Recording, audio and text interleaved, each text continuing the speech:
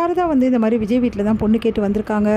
விஜய் தம்பி நீ கல்யாணம் பண்ண உன் வாழ்க்கை நல்லா இருக்கும்டி, எனக்கு இந்த கல்யாணத்தில் சம்மதம் அப்படின்ற மாதிரி சொல்கிறாங்க. அதை கேட்டு வந்து அதிர்ச்சி அடைகிறாங்க காவேரி. என்னம்மா சொல்கிற, எனக்கு இதெல்லாம் கொஞ்சம் கூட விருப்பம் இல்லைம்மா, என்னம்மா நீ கல்யாணம் ஆனவருக்கு என்னை கல்யாணம் பண்ணி வைக்க பார்க்குற, இதெல்லாம் நியாயமா அப்படின்னு சொல்லிட்டு செமையாக திட்டி போயிடுறாங்க. இங்கே பாருடி, இதில் என்ன இருக்குது, அந்த தம்பி கல்யாணம் ஆனவரும் யோசிக்காத, அந்த குழந்தைய பற்றி யோசி, அவள் அம்மா எல்லாமே எவ்வளோ கஷ்டப்படுறா, நீயும் அவ்வளோ எவ்வளோ பாசமாக இருக்கீங்க, கல்யாணம் பண்ண நல்லா இருக்கும்டி அப்படின்னு சொல்லிட்டு இருக்காங்க. என்ன இந்த அம்மா இப்படிலாம் பண்ணுது அப்படின்னு சொல்லிட்டு காவேரி டென்ஷன் ஆகிடுறாங்க. அடுத்து வந்து என்ன பண்ணுறாங்க, காவேரி ரொம்ப டென்ஷனாக இருக்கும்போது விஜயும் குழந்தையும் அங்கே வராங்க. விஜய் வந்து திரும்பி கூட பார்க்காத காவேரி வந்து செம்ம டென்ஷனாக இருக்காங்க. அதை பார்த்து விஜய் வந்து காவேரி எப்படி இருக்கா அப்படின்னு சொல்லிட்டு யோசிச்சுட்டு இருக்காங்க. அடுத்து வந்து குழந்தை என்ன பண்ணுறா, வாங்கின பொருள் எல்லாமே காவேரி கிட்ட காட்டி சந்தோஷப்பட்டு இருக்கா. ஆனால் காவேரி குழந்தைகிட்ட வந்து பேச முடியாமல் எதுவும் யோசனையிலே இருக்காங்க. இதை பார்த்து விஜய் வந்து தனியாக கூப்பிட்டு கேட்குறாரு அவங்க அத்தையை, என்னாச்சு அத்தை, ஏன் இப்படி இருக்கா காவேரி அப்படின்னு சொல்லிட்டு. அது வந்து மாப்பிள்ளை அவங்க வீட்டில் வந்து பொண்ணு கேட்டாங்க அப்படின்னு அதிர்ச்சி அடைகிறாங்க. நீங்கள் என்ன சொல்கிறீங்க அத்தை?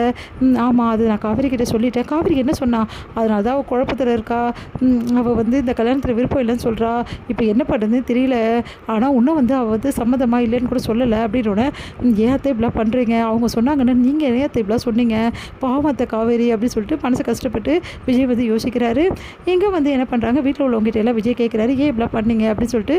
நல்லதுக்கு தான்ப்பா நாங்கள் பண்ணோம், நீ இப்படியே காலம் ஃபுல்லாக இருக்க முடியுமா, இருக்கு ஞாபகம் வரும்போது வரட்டும், ஆனால் உன் பொண்டாட்டி இருந்தால் இந்த பிரச்சனையே இருக்காதுல்ல, அவளும் அப்படியே வந்து வாழ ஆரம்பிச்சிருவாள் அப்படின்னோடனே என்ன பண்ணுன்னு தெரியாமல் தவிக்கிறார் விஜய். இதெல்லாம் நடக்குமா அப்படின்னு சொல்லிட்டு. இங்கே வந்து காவேரி என்ன பண்ணுறாங்க, அவங்க அம்மா கிட்ட சொல்கிறாங்க, நான் விஜய் கிட்டே பேசிட்டு அவர்கிட்ட நிறைய கேள்வியெல்லாம் கேட்க வேண்டியது இருக்கு, கேட்டுட்டு நான் முடிவு பண்ணுறேன் அப்படின்னு மாதிரி சொல்கிறாங்க. அதை கேட்டு விஜய் அதிர்ச்சி அடைகிறாரு. அவர் என்னென்ன கேள்வி கேட்க போகிறாருன்னு தெரியலையேன்னு சொல்லிட்டு பயத்திலே போகிறார் விஜய். இங்கே வந்து காவேரி வந்து உங்கள் ஒய்ஃப் கிட்ட எப்படிலாம் இருந்தீங்க, எப்படிலாம் வாழ்ந்தீங்க, அவங்கள மறந்துட்டு வேறு ஒரு பொண்ணை கல்யாணம் பண்ண உங்களுக்கு எப்படி மனசு வருது அப்படின்லாம் பேச ஆரம்பிக்கிறாங்க. அதை கேட்டு வந்து அவளுக்கும் எனக்கு ஒத்து வரல, நாங்கள் ரெண்டு டைவர்ஸ் பண்ணிட்டோம், அதனால தான் அப்படி என் குழந்தைக்காக தான் இப்போ கூட நான் கல்யாணம் பண்ணிக்கணும்னு நினைக்கிறேன், வேறு ஒன்றும் இல்லை மிஸ் அப்படின்னு சொல்லிட்டு சொல்கிறாங்க. நீங்களும் குழந்தை மேலே ரொம்ப பாசமாக இருக்கீங்களா, அதனால தான் அப்படின்னோடனே, நீங்கள் பண்ணுறது கொஞ்சம் கூட சரியில்லை, உங்கள் ஒய்ஃப் உண்மையிலே நீங்கள் சொல்கிறது காரணத்துக்காக தான் பிரிஞ்சாங்களா, இல்லை உங்களுக்குள்ளே அவங்களுக்கு என்ன பிரச்சனை சொல்லுங்கள் அப்படின்னு சொல்லிட்டு கேட்குறாங்க. அது கேட்டுட்டு ஐயோ இவ வேறு இதெல்லாம் கேட்குறாளே, ஒத்து வரலங்க, பிரிஞ்சிட்டோம் அவ்வளோதான். அப்போது அவங்க கடைசியில் வந்து அவங்க மனசில் என்ன இருக்குன்னு எனக்கு தெரியாதுல்ல, நான் அவங்கள மீட் பண்ணி நீங்கள் சொல்கிறதெல்லாம் உண்மையா, அவங்க இதுக்காக தான் பிரிஞ்சாங்களா, இதுக்கப்புறம் அவங்க உங்கள் வாழ்க்கையில் இல்லையான்னு எல்லாம் தெரிஞ்சுக்கிட்டு தான் நான் எந்த முடிவும் எடுப்பேன் அப்படின்னு சொல்லிட்டு காவேரி சொல்லிடுறாங்க. அதை கேட்டு விஜய் அதிர்ச்சி அடைகிறாரு. என்னடா இது இப்படி பண்ணுறா, ஒய்ஃபை பார்க்கணுன்னா நான் எந்த ஒய்ஃப் எடுத்து வந்து காட்டுறது அப்படின்னு சொல்லிட்டு ஒன்றும் புரியாமல் விஜய் யோசிக்கிறாரு. இங்கே வந்து இந்த மாதிரி காவேரி சொல்கிற விஷயத்துக்கு எல்லாத்தையும் அவங்க அத்தைக்கிட்ட எல்லாக்கிட்டே சொல்கிறாரு. எல்லாருமே அதிர்ச்சி அடைகிறாங்க. இப்போ என்ன மாப்பிள்ளை பண்ணுறது அப்படின்னு சொல்லிட்டு கேட்குறாங்க சாரதா. உடனே வந்து அன்பரசு வந்து ஒய்ஃபை காட்ட வேண்டியதான் அப்படின்னு. ஒய்ஃபை காட்டணுமா, எங்கே காட்ட முடியும், காவேரி தானே அவன் ஒய்ஃபு, எப்படி காட்டுவான் அவன் அப்படின்னு சொல்லிட்டு சொல்கிறாங்க அவங்க சித்தி.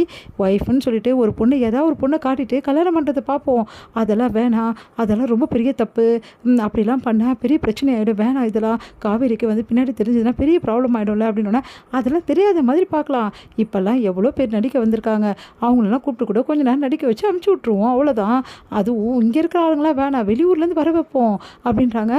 உடனே வந்து என்ன சொல்கிறீங்க நீங்கள், அதெல்லாம் முடியாது அப்படின்னு விஜய் சொல்கிறாரு. இதுக்கெல்லாம் நான் கொஞ்சம் கூட சம்மதிக்க மாட்டேன், காவேரி தான் என் ஒய்ஃபு, அவளை தவிர நான் யாருமே என்னோடய ஒய்ஃபை நான் இன்ட்ரடியூஸ் பண்ண மாட்டேன் அப்படின்றாரு.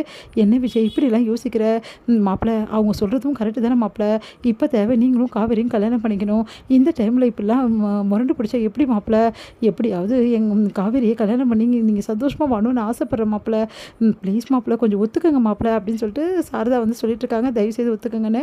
அதை கேட்டுட்டு விஜய் என்ன பண்ண திறமை தவிக்கிறாரு. எல்லாருமே அவருக்கு அட்வைஸ் பண்ணுறாங்க, சொன்னால் கேளுப்பா, உனக்கு வந்து காவேரி வேணும்னா இதெல்லாம் நீ பண்ணி தான் அவனும் உன் பிள்ளையும் நல்லா சந்தோஷமாக இருக்கணும்னு வேறு வழி இல்லாமல் சம்மதிக்கிறாரு விஜயும்.